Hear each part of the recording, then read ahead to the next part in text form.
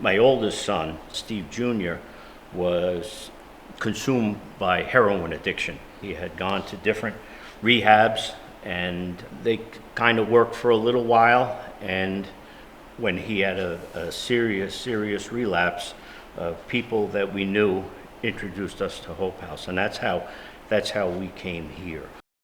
I made a decision that I bring my son to a homeless shelter. The most difficult decision I've ever made in my life, bar none. What father would do that to his son? I felt like I was abandoning him when he needed me most. But at the same time, it was a moment of clarity in my heart and in my mind that what we were doing was not working. I started to cry when I thought, what am I going to, tell his mom when I get home?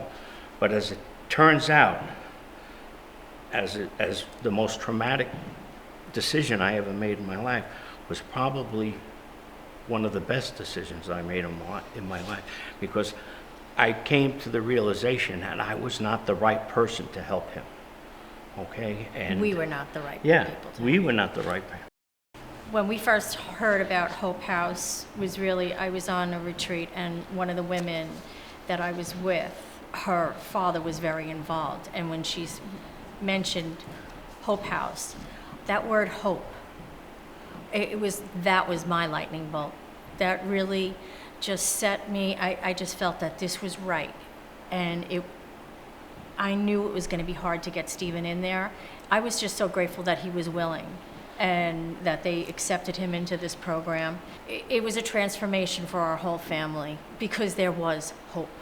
And I think that is the key for every family that is dealing with addiction, because it consumes the whole family, from the youngest to the oldest to your in-laws, your relatives. It just consumes. Your neighbors are affected by this disease.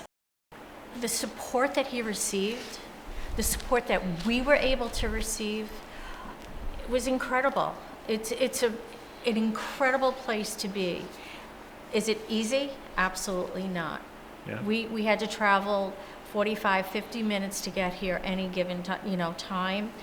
We tried to come here on weekends for Mass. Mass was just such a gathering of such great hope and an inspiration. I never walked out of here feeling, I always walked out of here uplifted and hopeful. And I will stress to anyone, this is the most wonderful place for your son or daughter, well, your son, but there are places for daughters, is Hope House. This place is miraculous, can be miraculous, but there's a lot of work to do. It's not just, you don't just sign up and in 18 months everything is fine. No, there's a tremendous amount of work. And when I came here, I had one son. I knew nobody. And now I have 60 sons here. Today, we are blessed with 7 grandchildren. Our children are happy, they're productive.